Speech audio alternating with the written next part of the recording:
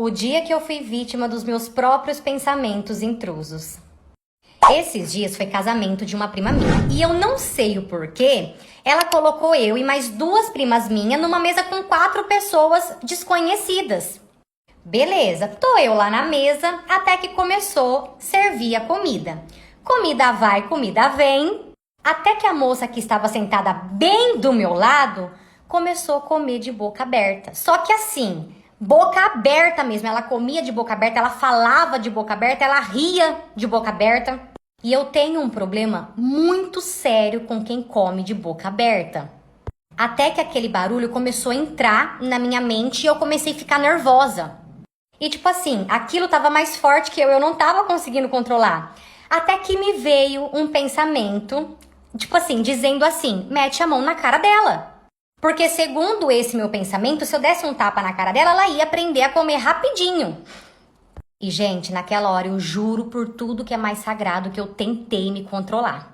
Mas novamente veio aquele pensamento e junto com o meu pensamento vinha o barulho daquela mulher comendo de boca aberta. Até que do nada, gente, eu virei pro lado, eu meti a mão na cara dela e eu falei pra ela, dá pra você comer de boca fechada? E quando eu fiz aquilo, a minha mente voltou pra realidade e ali eu vi a merda que eu tinha feito. Eu sei que todo mundo daquele casamento parou pra olhar pra nossa mesa. Então, como eu estava dizendo, assim que eu dei o tapa na cara dela, a minha mente voltou pra realidade e ali eu percebi a merda que eu tinha feito. Eu sei que todo mundo daquele casamento parou pra olhar pra nossa mesa. Até a minha prima noiva parou o que ela estava fazendo e imediatamente olhou pra nossa mesa. Até que a moça que tomou o tapa, ela levantou e ela foi pro banheiro. E eu rapidamente também levantei e eu fui atrás dela no banheiro pra tentar me explicar e, obviamente, pra pedir desculpas. Mas como explicar uma situação dessa? Fala pra mim, como que eu vou explicar pra ela que não foi eu? Foi um pensamento intruso que fez eu fazer aquilo. Só que assim que eu entrei no banheiro pra conversar com ela, eu tive uma surpresa. Quando eu entrei, ela veio pra cima de mim. E ali quem apanhou fui eu. Mas é claro que eu também não ia apanhar sozinha e eu bati de volta, né? E quando eu percebi, gente, o banheiro tava lotado, todo mundo tentando separar a gente, uma brigando com a outra, tava um caos. Mas resumindo, conseguiram separar nós duas e ela foi embora. E assim que ela foi embora, eu fui até essa minha prima noiva, que era a dona da festa, pra pedir desculpas pra ela. Expliquei pra ela que eu nem sei o porquê que eu tinha feito aquilo, que eu não fiz na maldade, que eu só fiz. E sabe o que ela me disse, gente? Tem como piorar? Tem como piorar. A moça que eu tinha dado um tapa na cara era ninguém mais, ninguém menos do que a chefe da minha prima noiva. E infelizmente, quando minha prima voltou pro trabalho dela, ela foi mandada embora. Eu fiquei bem mal pela situação, porque até hoje a minha prima não tá falando comigo. Na verdade, quase todo mundo da minha família não tá falando comigo e com razão, né? Eles tomaram a dor dela, obviamente, tão certo. Eu entendo que ninguém vai entender meu lado, mas eu não fiz por querer, gente, eu não consigo explicar. Foi muito tipo assim, veio e papum, sabe? Eu fiz. Quando eu vi, eu já tinha feito. Meu pensamento ele foi muito mais forte que eu. Vou contar pra vocês a história da maior vergonha que eu já passei na minha vida. Fica aí que tem história nova. Essa vergonha aconteceu no finalzinho do ano agora, que acabou de passar, né? Eu tava na faculdade, fiz todo o meu curso na faculdade, meu curso tinha 5 anos de duração. E eu sempre fui uma pessoa que eu fiquei muito nervosa com apresentações de trabalho, sabe? Com questão de seminário. Falar em público era algo que me causava muito nervoso. No início do meu curso, gente, eu não conseguia falar. Eu quase reprovei nos primeiros semestres porque eu realmente tinha muita dificuldade de apresentar trabalho. Mas eu sabia que ele era algo meu, que eu precisava trabalhar. E eu comecei a trabalhar isso, né? Comecei a melhorar, o curso foi passando. Fui melhorando. Ainda não estava 100%. Terminei o curso, não estava 100%, mas já estava um pouquinho melhor. De qualquer forma, as apresentações, né? Falar em público sempre foi algo que me causou muito nervoso. Ok, mas o auge de tudo foi no final do ano passado, quando eu tive que fazer a minha apresentação de TCC. O trabalho de TCC em si, ele já é um negócio muito estressante, né, para todos os alunos. E você apresentar ele também é muito complicado. Eu não sei como é nas outras faculdades, mas pelo menos na minha, quem quisesse poderia assistir a apresentação. A gente marcava lá no auditório da faculdade, então quem estivesse na faculdade, qualquer pessoa poderia entrar para assistir. Então já era difícil apresentar na frente da minha turma, né, dos meus professores, ainda apresentar na frente de um monte de gente, pra mim era algo realmente muito complicado. Eu escrevi todo o meu trabalho, estava tudo certo, mas eu realmente estava muito nervosa com a apresentação. E principalmente por saber que qualquer pessoa poderia entrar para assistir. Aquilo estava me causando um desespero tão grande, mas eu sempre tentava lembrar das técnicas que eu aprendi, tentava respirar e tal, para poder ter uma apresentação tranquila. Só que justamente no dia da minha apresentação de TCC, eu estava muito nervosa, gente. Muito, muito, muito. Mas eu pensava, não, na hora que eu parar lá na frente e eu começar a falar, vai fluir, eu vou ficar menos nervosa, vai dar tudo certo. Só que quando tava na apresentação do grupo anterior, porque eu trabalho TCC era em grupo, e o meu grupo era eu e mais 2 colegas minhas, quando tava na apresentação do grupo que seria anterior ao nosso, já começou a me dar muito mais nervosismo.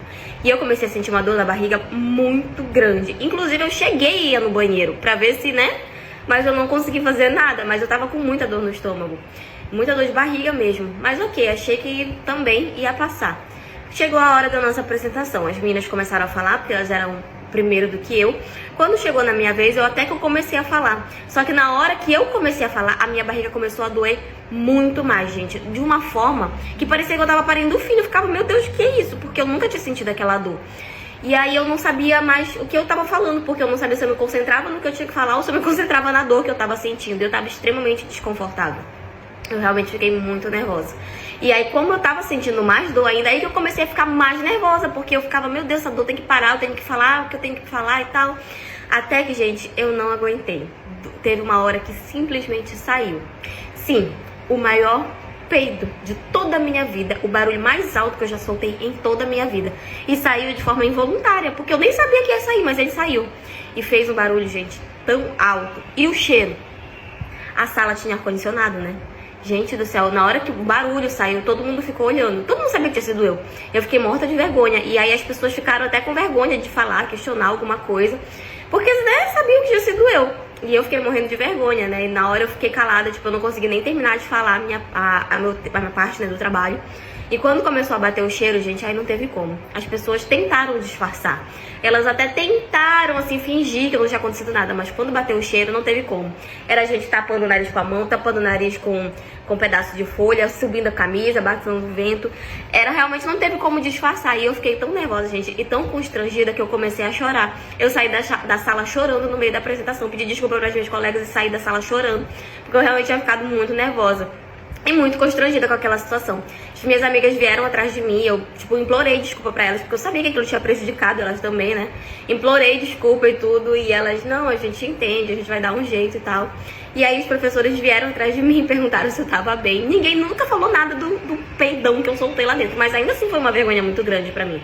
Mas tava todo mundo só perguntando como é que eu tava, se eu tava bem e tudo. Eu sempre me dei muito bem com os meus professores, e eles entenderam que eu tava extremamente nervosa. E com isso eles acabaram marcando um outro horário, deixaram os outros grupos que tinham pra apresentar logo e marcaram o último horário pra gente. E no último horário eles pediram pra todo mundo sair da sala e ficar realmente só eu, meu grupo e o pessoal da banca. Então assim, eles foram muito compreensivos, eles nem tinham obrigação de ser compreensivos dessa forma, mas ainda assim eles foram, tentaram ajudar. E ali eu fiquei mais relaxada, né? Tava morrendo de vergonha por tudo que tinha acontecido, mas eu consegui relaxar e apresentar o trabalho. E a gente acabou conseguindo sim a aprovação. Ainda bem que era o meu último dia na faculdade, que eu não precisava voltar mais lá, porque o constrangimento que eu tinha passado de ter soltado um peidão na frente de todo mundo era assim, foi a maior vergonha, gente, que eu passei em toda a minha vida. Ainda bem que eu não precisei voltar, que eu acabei meu curso, porque se eu precisasse voltar, não sei como é que eu ia olhar pra cara dessas pessoas, mas graças a Deus no final deu tudo certo. Mas enfim, essa é a história de hoje. Foi isso. Deixa eu contar pra vocês a vez que meu namorado implorou pra eu ir morar com ele, e aí ele voltou com a ex enquanto eu tava morando lá com ele ainda, tipo, me expulsou. Tipo assim, há um tempo atrás eu tava achando muito ruim morar aqui em São Paulo, eu tava achando muito difícil. Aí eu decidi morar em outro estado, longe da família, sem emprego. Eu achei que, sei lá, ia ser mais fácil. Aí eu fui pra Balneário Camboriú, você acha que eu ia pra qualquer lugar, amor? Falei, eu quero um lugar mais caro, eu quero um lugar bem difícil, assim, uma vibe mais prova de resistência. Aí eu fui, quando eu cheguei lá eu arrumei um emprego num salão de beleza, e não pagava assim tão bem, não era dos melhores salários, mas beleza, peguei, aluguei um kitnet lá, de boas, que já era mobiliado, e fui com Deus. E aí eu costumava ir num barzinho lá, tipo um barzinho que ficava uma galera, uns belos rapazes, jogando futebol. E dentre esses belos rapazes, tinha um rapaz assim, bem interessante. Aí teve um dia que ele veio falar comigo, não sei o que lá, a gente ficou e começamos a ficar. E assim, eu era enlouquecida por esse rapaz. Eu fazia de tudo por ele. Pelo meu amor, eu dou a minha vida. Completamente apaixonada, cegueta de paixão. Aí depois de, um tempão juntos, coisa assim de, o quê? 3 semanas. A gente conversando, eu comentei com ele, tava bem difícil, que as coisas lá eram caras, meu emprego não pagava tão bem, né, que tava complicado de estar pagando o aluguel. Ele olha pra mim e fala bem assim, ó. Pô, vem morar comigo, cara. Tipo, nossa energia se bate tanto, eu gosto tanto de ficar contigo.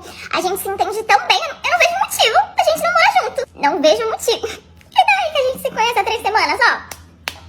Nada a ver. Aí eu falei pra ele, pô, não sei, de repente acontece alguma coisa aí, eu fico na mão, sabe? Não sei se eu acho legal.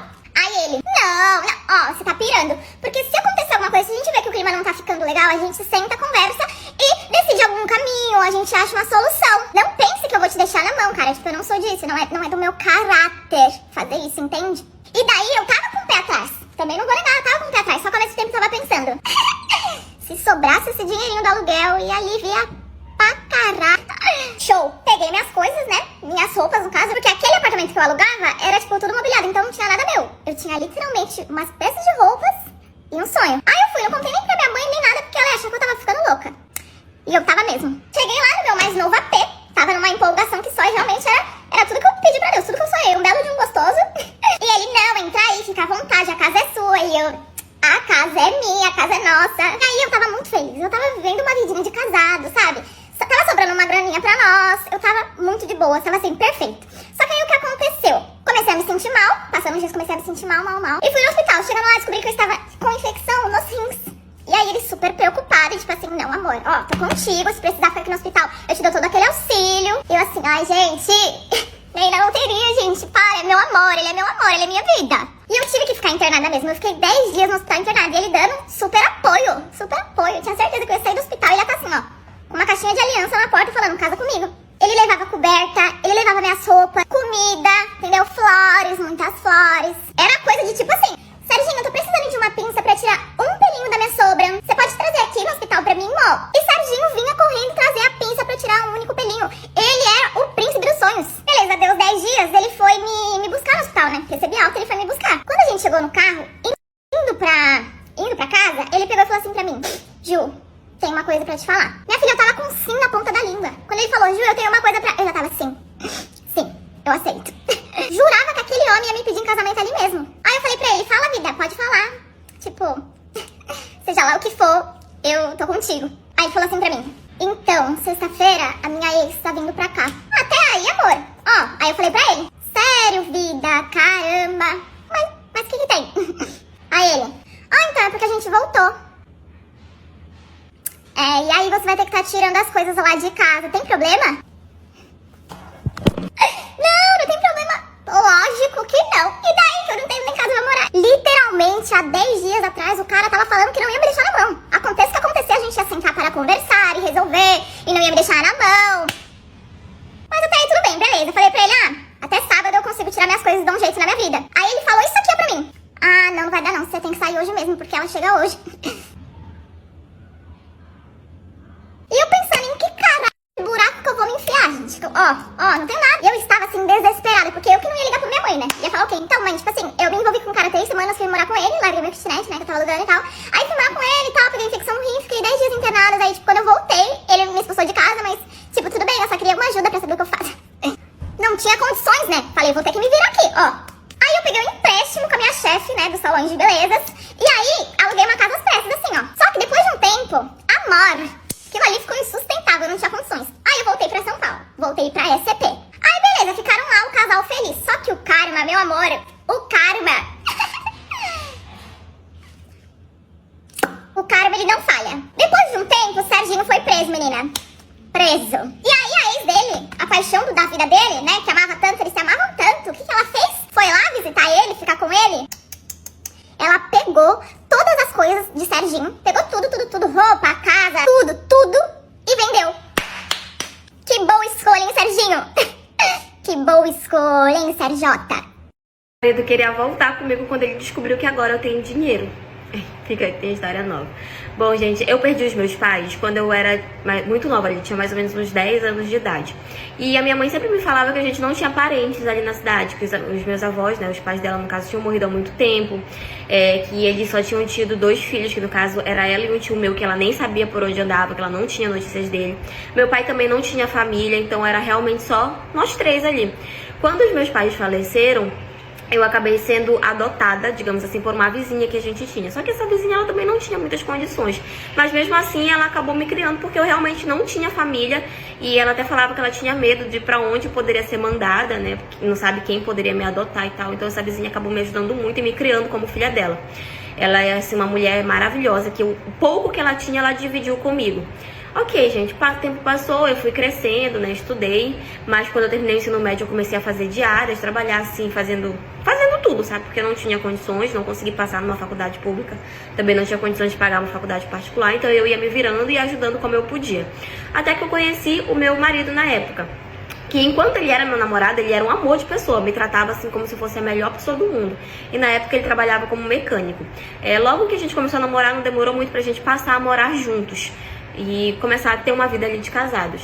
Ele sustentava a maior parte dentro de casa com o que ele tinha. Ele não ganhava assim muito, mas o que ele ganhava ele sustentava a casa e a gente até que conseguia viver.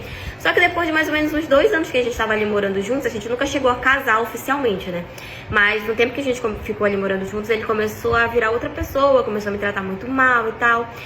Começou a se transformar em alguém que não tava nem aí pra mim. Constantemente ele falava que eu era feia, que eu era desleixada, que ele não sabia o que ele tinha visto em mim pra estar comigo. Ele ficava falando coisas desse tipo, sabe?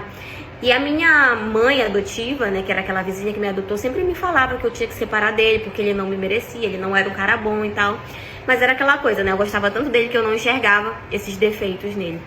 Até que eu descobri que ele estava me traindo com a dona do local onde ele trabalhava, que era uma mulher mais velha, era uma mulher de dinheiro, era uma mulher que estava bancando ele. E ele simplesmente estava me traindo com ela. E quando eu descobri, ele não fez nem esforço pra tentar voltar comigo, pra pedir desculpas nem nada. Ele simplesmente falou que era pra eu sair da casa dele, porque agora ele ia viver com ela. E assim, fazer o quê? Voltei pra casa da minha mãe adotiva, né, muito triste, arrasada, porque agora ele tinha assumido o relacionamento com uma mulher, que provavelmente ele só estava com ela por causa do dinheiro dela. Mas ok. Até que depois de 1 mês, mais ou menos, que a gente se separou, eu recebi a ligação de um homem que se identificou como advogado e tal, pedindo pra conversar comigo pessoalmente. Quando ele falou que ele era advogado, eu já comecei a ficar com medo. Eu falei, meu Deus, o que eu fiz? O que eu tô devendo pra justiça? Por que advogado tá me procurando? Enfim, deu o endereço da casa da minha mãe adotiva, né, onde eu morava, e ele foi até lá conversar comigo. E foi aí que ele me falou que eu era a única herdeira de uma herança de um tio meu. Aí eu fiquei, que herança, como assim? E aí aquele tio, que era irmão da minha mãe, que ninguém sabia o paradeiro dele, eu era a única herdeira dele, porque ele também não teve filhos, ele não se casou, não teve filhos, os pais dele, né, já tinham falecido, que eram os pais da minha mãe, e eu era a única pessoa da família dele. Então eu era a única pessoa que tinha direito à herança dele. E esse advogado estava entrando em contato comigo, porque ele queria que eu mostrasse documentos, provasse, né, que eu realmente era parente dele. E, gente, eu fiquei tão, sabe, feliz e assustada ao mesmo tempo, porque era uma coisa que eu nem esperava que aconteceria. Eu nem sabia desse meu tio, nunca tinha conhecido ele, não sabia das condições da vida dele, mas ele deixou um grande patrimônio.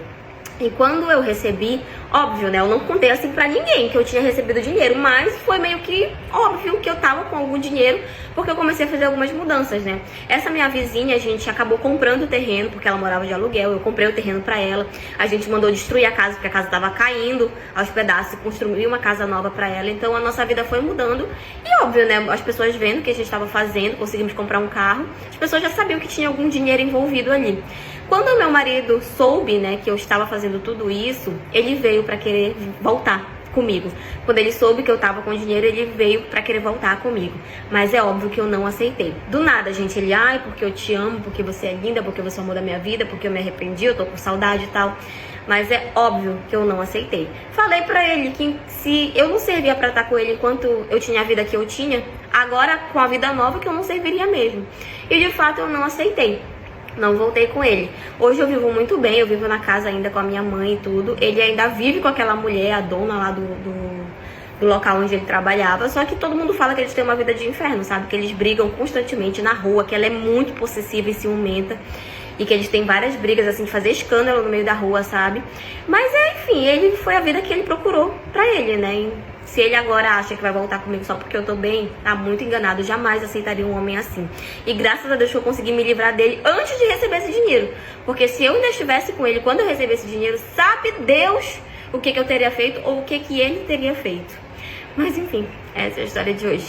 Foi isso. Vou contar pra vocês a vez que eu namorei um cara que era tão sincero, ele era tão transparente, que quando ele terminou comigo, ele falou assim pra mim: olha, eu quero terminar porque senão eu vou acabar te traindo cada vez mais. cada vez mais, ou seja, ele já estava me traindo. Mas eu gostei da sinceridade. Quando eu comecei a ficar com esse querido, meu pai não gostava, meu pai não queria que eu namorasse com ele. A gente tem que dar mais ouvido aos nossos pais, essa é a verdade. Mas, tipo, eu não ia terminar com o meu amor, com a minha vida, tipo, só porque meu papai não queria que eu namorasse com ele, gente, tipo... E aí, teve uma hora que meu pai falou assim, ó, se ele quiser namorar com você, ele vai ter que vir aqui em casa pedir a sua mão. Aí eu falei pra ele, ele falou que ia assim, ele falou que ia num domingo. Só que num sábado antecedente, tinha festa de aniversário da irmã dele, e eu não ia, porque eu ainda não namorava com ele, meu pai não deixava eu ir, aí eu fiquei bem dentro da minha casa. Aí beleza, ele foi, óbvio, né, porque era aniversário da irmã dele, e aí no domingão, ele foi pedir as minhas mães pro meu pai. Aí beleza, começamos a namorar, e aí eu falei, bom, agora eu já sou namorada, já tenho o aval pra olhar o celular dele, né? E eu não perdi tempo, fui lá, dar uma olhadinha no zap dele. Aí tinha uma menina que ele conversava muito, e ela falava assim, e aí, Caio, já conseguiu pedir ela em namoro? Aí ele, já sim. Aí ela, e agora, como a gente vai fazer pra você me levar pra escola? Aí ele, levo sim, dá pra levar. Dá um croque. Aí eu achei muito que estranho, né? E pedi pra ele bloquear ela. Porque não era de fato conversa de amigos, de irmãos. Era conversa de